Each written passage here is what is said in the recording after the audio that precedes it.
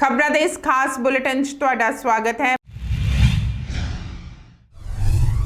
बेअदबी ते ड्रग्स मामलिਆਂ ते नवजोत सिंह सिद्धू ने फिर साधे सरकार ते निशाने। अस्तीफे तो बाद कुंवर विजय प्रताप सिंह दा वड्डा बयान, कहा मुख मंत्री नूं मना लिया गया है। हरपाल चीमा ने कैप्टन सरकार नूं मंडियां विच पुख्ता प्रबंध करन दी कीती अपील। गुरनाम सिंह चड़ूनी ने किसानां नूं सुचेत रहण लई कहा। कोरोना दा कहर जारी, राष्ट्रीय स्मारकां नूं बंद करन दे दित्ते आदेश। दिल्ली सिख गुरुद्वारा प्रबंधक कमेटी दीआं चोणां लई आई चोण प्रचार विच तेजी। आम आदमी पार्टी ने बिजली बिलां दीआं कापियां साड़ियां। पंजाब खेतीबाड़ी यूनिवर्सिटी ने मौसम नूं लैके दित्ती चेतावनी। चंडीगढ़ विच लग्या वीकेंड लॉकडाउन। हुण खबरां विस्तार नाल। साबका कैबिनेट मंत्री नवजोत सिंह सिद्धू ने एक बार फिर तो अपनी ही सरकार ते हमले साधे ने। आज प्रेस कॉन्फ्रेंस दौरान सिद्धू ने कैप्टन सरकार ते हमला बोलदियां कहा है कि सूबा सरकार ड्रग्स ते बेअदबी मामलिਆਂ 'ਚ लोकां ਨੂੰ इंसाफ देण विच नाकामयाब रही है। सिद्धू ने कहा है कि दोवें मामलिਆਂ 'ਚ टॉप दे लोकां ते शिकंजा नहीं कसिया जा रहा, जिस करके सरकार लोकां विच अपना यकीन गुआ चुकी है। दस दईए कि साबका कैबिनेट मंत्री नवजोत सिंह सिद्धू सोशल मीडिया ते काफ़ी एक्टिव ने ते उन्होंने सोशल मीडिया ते एक पोस्ट शेयर की है जिस विच उन्होंने लिखा है कि जे तुहाडे कोल गलत नूं गलत कहण दी काबलियत नहीं तां तुहाडी प्रतिभा व्यर्थ है। उन्होंने कहा है कि 2017 च दो वड्डे मुद्दियां करके पंजाब च सरकार बदली सी। सरकार बदलन दे 4 साल बाद भी ये दोवें मुद्दे इसे तरह ही ने। दोवां च कुछ भी नहीं बदलिया है ते ना ही लोकां नूं कोई इंसाफ मिलिया है। जिदन सिट दी रिपोर्ट मेरे हाथ च होऊ ते मैं टिप्पणी करूं बाई जी। मैं किताब दा कवर देख के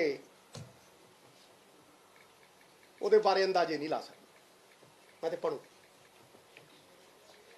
ਪੜੂ ਤੇ ਫਿਰ ਪਿਛਲੇ ਇੰਨਿਆਂ ਸਾਲਾਂ ਤੋਂ ਪੰਜਾਬ 'ਚ ਕਿੰਨੀਆਂ ਕਿ ਸਿੱਟਾਂ ਬਣ ਗਈਆਂ, ਕੀ ਸਿੱਟਾ ਨਿਕਲਿਆ, ਇਹ ਮੇਰਾ ਅਨੁਭਵ ਹੈ। ਉਹ ਕਿੰਨੀਆਂ ਸਿੱਟਾਂ ਬਣ ਗਈਆਂ, ਕੀ ਸਿੱਟਾ ਨਿਕਲਿਆ। ਪੰਜਾਬ ਦੇ ਵਿੱਚ ਸਿੱਟ ਦਾ ਮਤਲਬ ਹੈ ਸਿਟ ਡਾਊਨ, ਬਹਿ ਜਾਓ ਓਏ ਚੁੱਪ ਕਰਕੇ, ਇਹ ਮਤਲਬ ਹੈ ਸਿੱਟ ਦਾ। ਜਾਓ ਸਿੱਧੂ ਕਹਿੰਦਾ ਗਲਤ ਪ੍ਰੂਫ।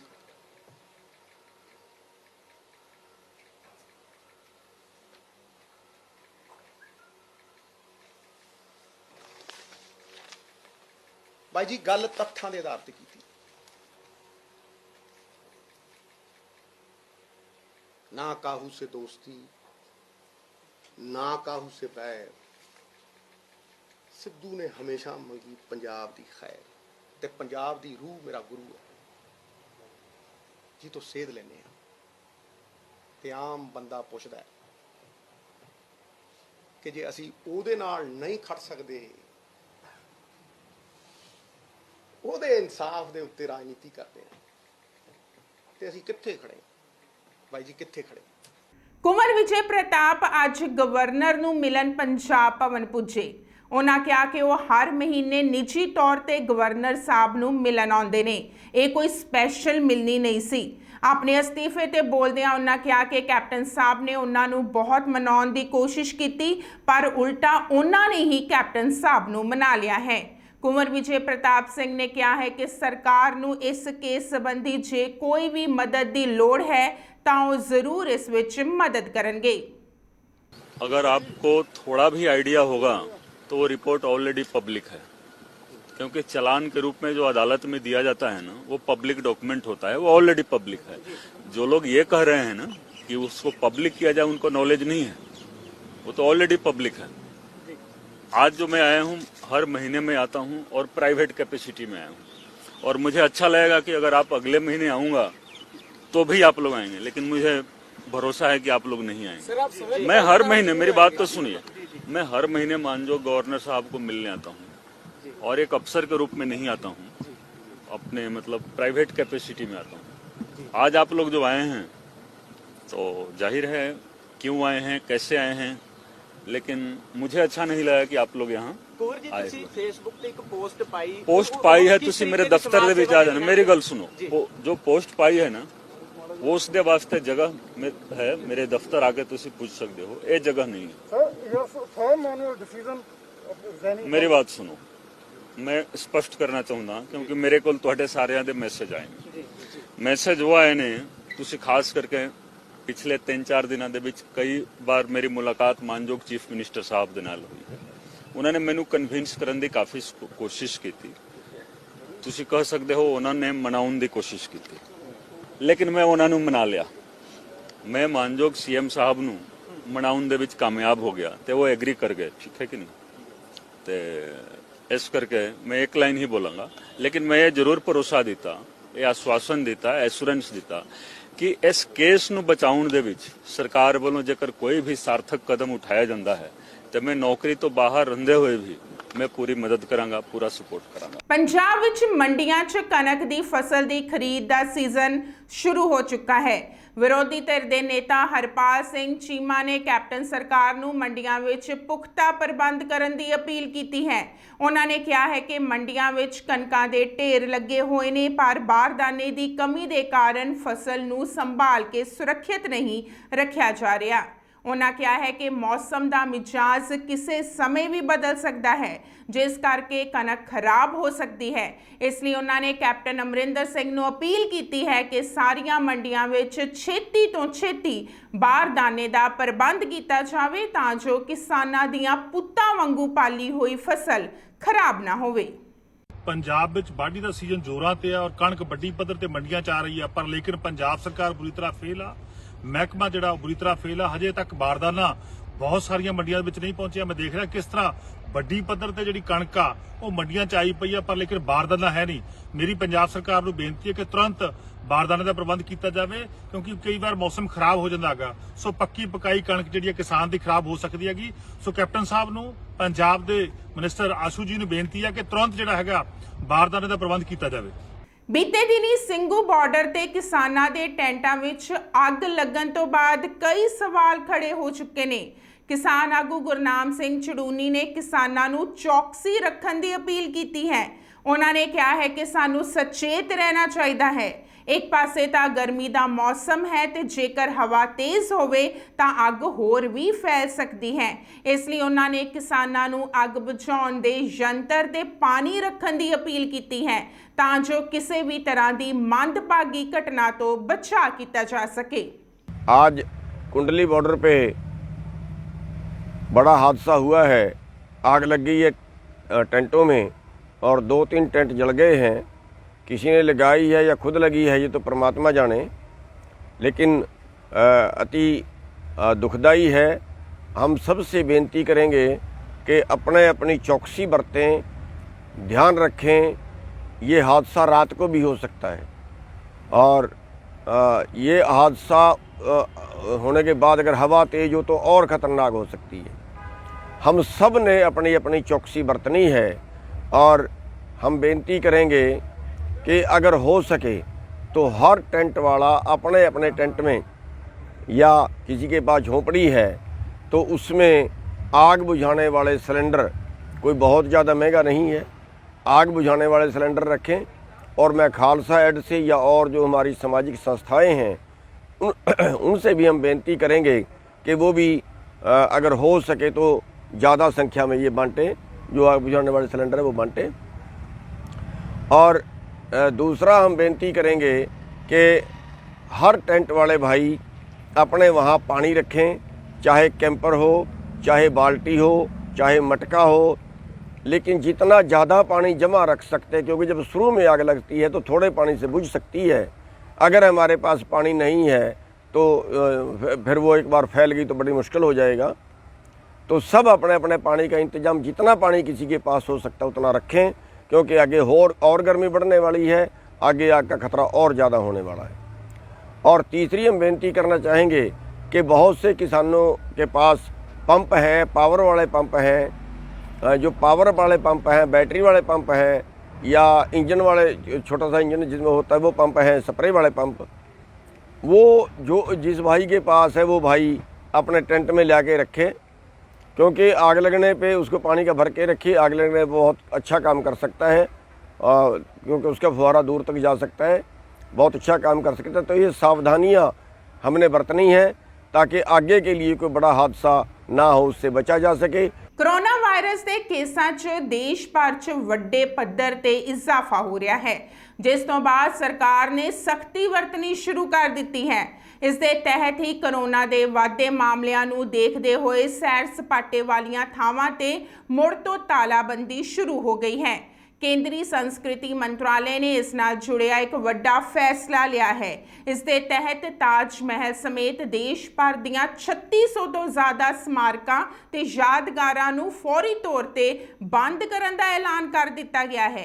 इस दे नाल ही दिल्ली समेत देश के ਵੱਖ-ਵੱਖ शहरां विच मौजूद करीब 50 राष्ट्रीय स्मारकां नूं भी सैलानियां दी आवाजाही दे लई तुरंत बंद करन दे हुक्म दिते गए ने।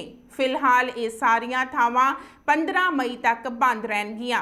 हालांकि किसी भी यादगार विच जेकर किते पूजा अर्चना हुंदी है तां ओह जारी रहेगी। दस दईए कि देश विच ASI तहत 3693 यादगारां आउंदियां ने, जिन्हां विचों 174 दिल्ली विच ने। दिल्ली सिख गुरुद्वारा प्रबंधक कमेटी दीयां चोणां जिवें जिवें नेड़े आ रहीआं ने, उवें उवें चोण प्रचार वधदा जा रहा है। मनजिंदर सिंह सिरसा ने हुण लोकां नूं अपील करदिआं कहा है कि सिखां ने हर जगह ते अपनी विशेष थां बनाई है। उन्हां कहा है कि देश विदेश दीयां संगतां ते सरकारां इस गल तो वाकिफ हो चुकियां ने कि जेकर किसी भी सिख दे नाल वधीकी कीती जाएगी जां उन्हां दे नाल जुल्म होएगा तां दिल्ली सिख गुरुद्वारा प्रबंधक कमेटी उन्हां दे पिछे आके खड़ी हो जाएगी। उन्हां कहा है कि हर औखे समय विच सिखां ने एक दूजे दा साथ दिता है ते अपनी विशेष थां बनाई है। ਅੱਜ ਦੇਸ਼ ਦੀਆਂ ਸਰਕਾਰਾਂ ਜਿਹੜੀਆਂ ਨੇ, ਭਾਵੇਂ ਕੋਈ ਸੂਬਾ ਹੋਵੇ, ਉਹਨਾਂ ਨੂੰ ਪਤਾ ਹੈ ਕਿ ਇੱਕ ਦਿੱਲੀ ਸਿੱਖ ਗੁਰਦੁਆਰਾ ਮੈਨੇਜਮੈਂਟ ਕਮੇਟੀ ਆ।